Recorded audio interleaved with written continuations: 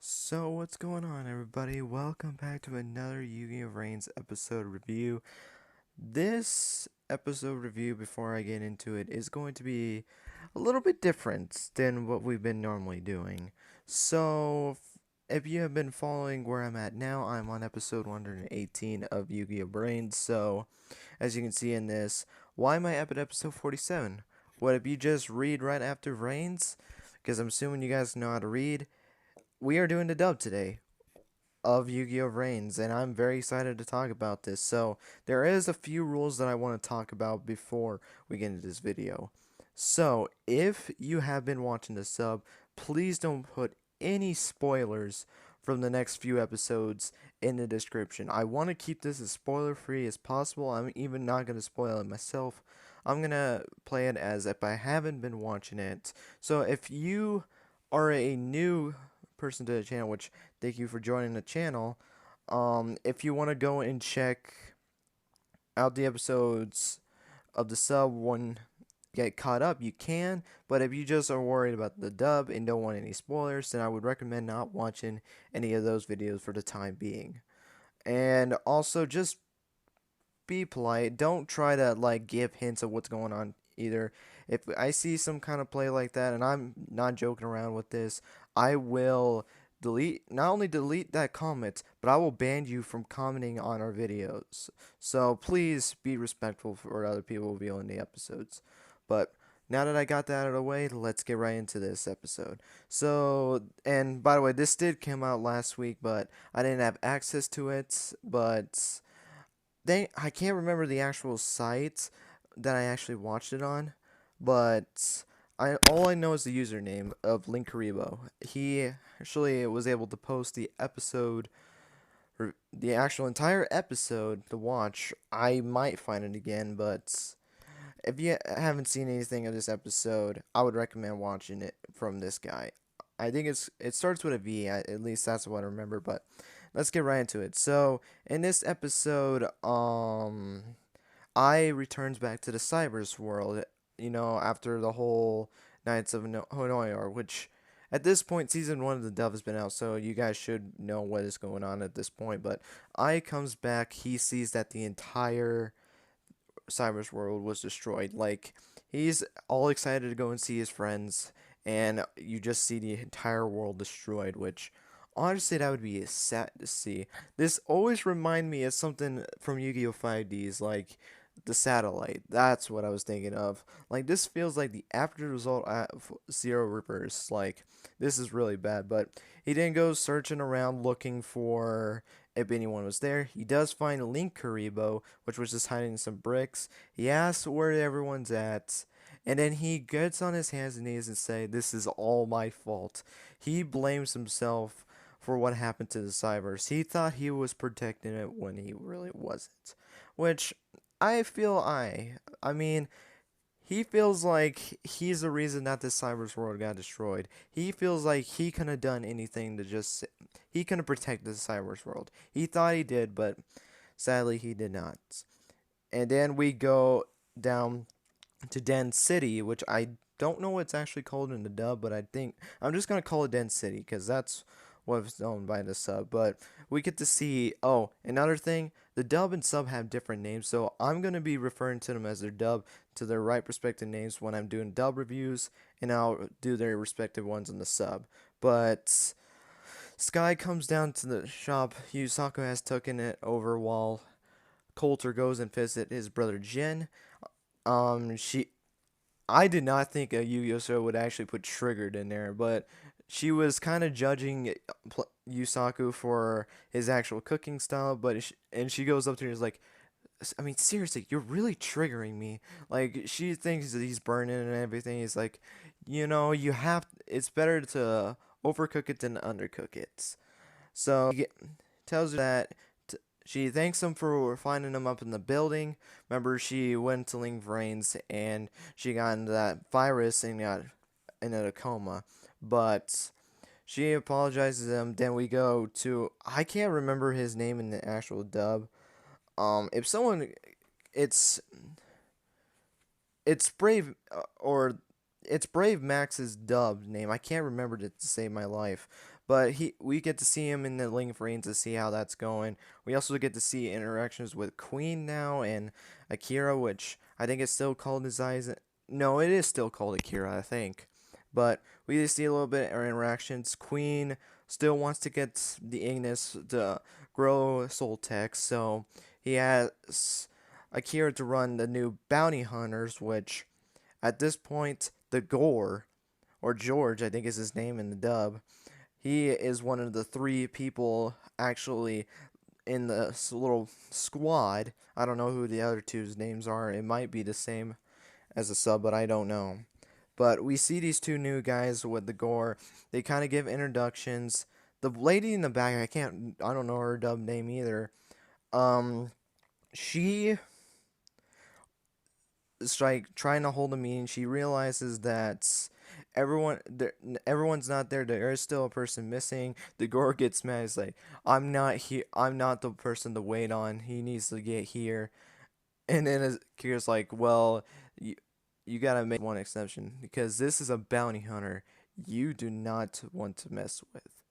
And then we get into Shepard. If you have been, oh, and by the way, if you want to know some cool facts, Sky's name in the sub is Aoi. Gore's name is Go Onizuka, and I think they just call him by Zaizen. But Brave Max is exploring the area. He sees these two penguin dudes, which is still weird to this day, like trying to kick everyone out of this little cafe area. He kicks this one guy in the back. He looks all cool and everything. He's like, "This dude ain't moving." Like that's not a smart move. That's not a smart move, man. You better listen to him. And then he was about to shock him, but Shepard grabs him in the face and just erases him, shocks him, and he's gone. He's basically taken out. The outer pagan dude runs off, which, if you don't know Shepard's name in the real one, I don't know if it will tell his real name, but he's known as Blood Shepherd in the sub. They obviously just took out blood for many reasons. That's normally how their thing has been. But then Ghost Girl, which it's a good thing they kept their name, which Emma isn't really an English name, so I wouldn't be shocked. She she knows that Shepard actually had the same deal that she got to go and hunts for Playmaker, which Playmaker, if you can find him, you get like I think it was 500,000 pounds, 500,000 pounds, and Shepard took the deal. Um, Ghost Gal did not because she doesn't think that it's enough money because she's all focused on money. She didn't think it was enough money to actually do it, but Blood Shepherd disagreed with that. Then we get to see the scene with Jin and Coulter. They kind of talking. They he was recovered after what happened in the Lost Incident. He's done a lot better. Coulter starts to ask him like he wants him to go down to Den City with him and help him run the food truck. But out of nowhere, this glowing thing, I think they're calling him at this point Glowman, from where we're at, he starts crawling out of the TV. Jin is all scared. Coulter looks back. He flies out of his chair, and he sees the glowing thing goes to him. Goes to grab him, misses, and then this dude just starts sucking at Jin and stealing his consciousness.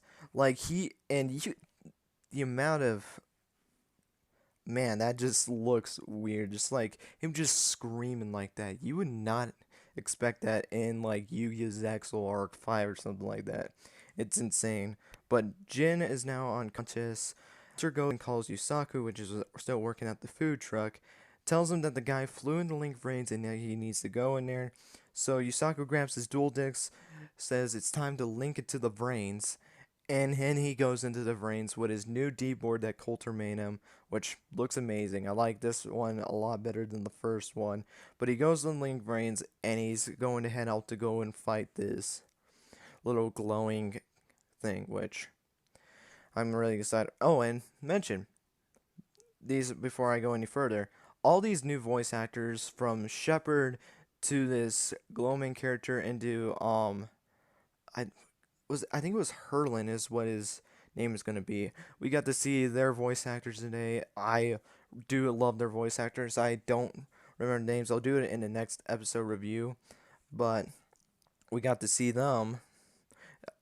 we'll see them in this episode, but I think they've been doing a really good voice acting. I mean, even though there was one episode, they've been doing pretty good. But Shepard's on the hunt for Yusaku as he gets in the link Vrains, and Shepard immediately finds him because apparently it was censored that Playmaker was here, so he went after him. Playmaker already knows they're after him because of his AI. He says, "Well, I don't have an AI," and Shepard's like, "Oh, then what is that? Is on your dual disk?" And there's just I just sitting there, like, "Hi." He's like, "What are you doing here? Like, what?"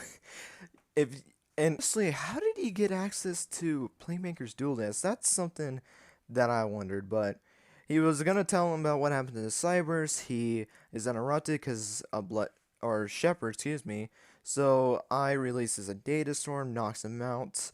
Is he was in danger, so it automatically logged him out, and then they continued on to face this Glowman character.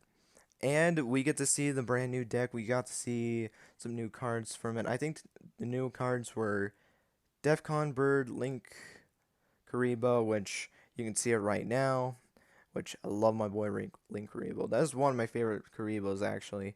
And Elphase, which we are going to see in this episode too.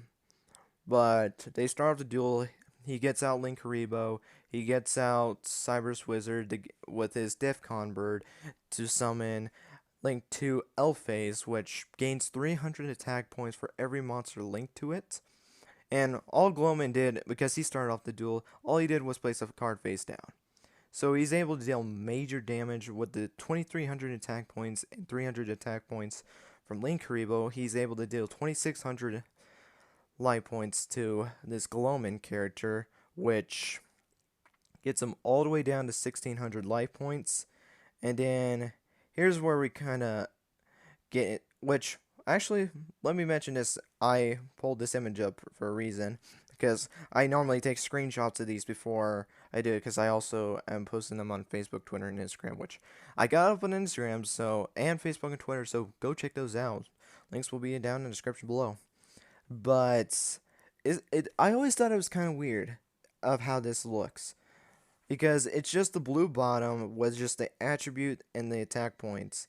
It didn't just look right to me for some reason. It the dub just looks so weird for me. I just wish they actually had like how the movies do, where they actually have the words on it.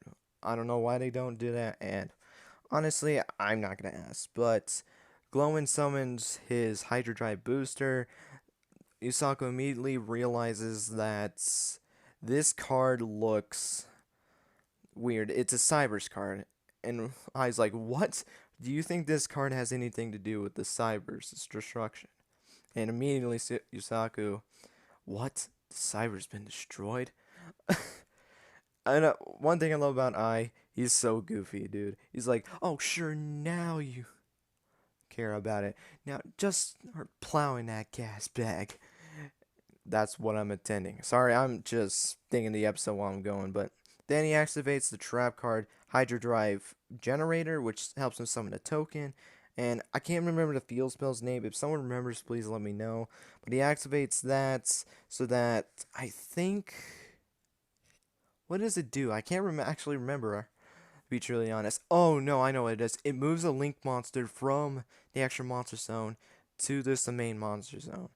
And the reason why he did that, because you think, well, that's really not a smart thing. Which there's different ways he could have done this with his ability. So he plays his skill Marker's Portal, which I could be totally wrong. I thought the skill was called Master's Potential, or not Master's, Marker's Potential in the sub. But I actually had to look it up. It is Marker's Portal, which is weird to me. But he activates that skill basically when you have lower life points than your opponents.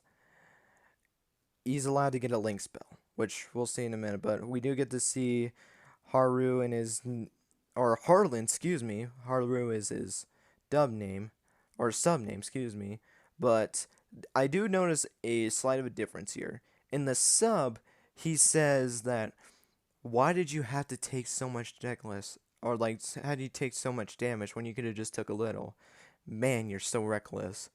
And he's like, and he changes a lot. Like I noticed, he's like, You made me worry there for a second, but I don't have to worry anymore. Which I would have preferred if he would have just kept the first one. I guess it sounds weird. But he does activate the spell, which it's kind of sad he doesn't say the 3 arrows that judge the world. Don't know why he doesn't do that anymore. He activates judgment arrows, which then lets him go into using his Hydro Drive token to summon another Flow Hydro Drive. I calls him out for cheating, that there is no link marker, but then he was told that he was wrong. Blademaker immediately knows that the link arrows on the card actually count as link markers, so that's why Flow Hydro Drive was able to be in the middle instead of the extra monster zone. Which, he realized, like, what? Link, this card has link arrows? Well, I guess it's in the name. Like, I like the jokiness of That's what makes one of those best psychic characters ever. But he's attacking with both of his flow hydro drives because he can attack them directly because L phase is a wind attribute, and their effect is when he has a wind attribute on the field, he can attack directly. Judgment arrows doubles his attack points for the monster that's linked to it.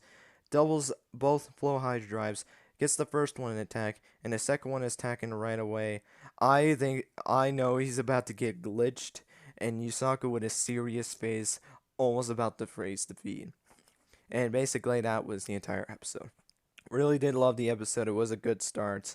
They didn't really change that much. I just think that one difference that I talked about was the main difference that I see. But if you are a sub and dub watcher and you want to point out some other different different differences in it, please let me know in the comments below. But I think I'm going to end it there. Thank you guys so much for watching. I hope you guys enjoyed. Let me know in the comments below what you guys thought of this episode for yourself, whether you're a dub or sub watcher. Again, if you're a sub watcher, let me know what differences you saw. And yeah, just tell me what you guys think season 2 is going to be. Is it going to be good or is it going to be bad? But other than that, thank you guys so much for watching. I'll talk to you guys down below, and have a good rest of your day. Take care.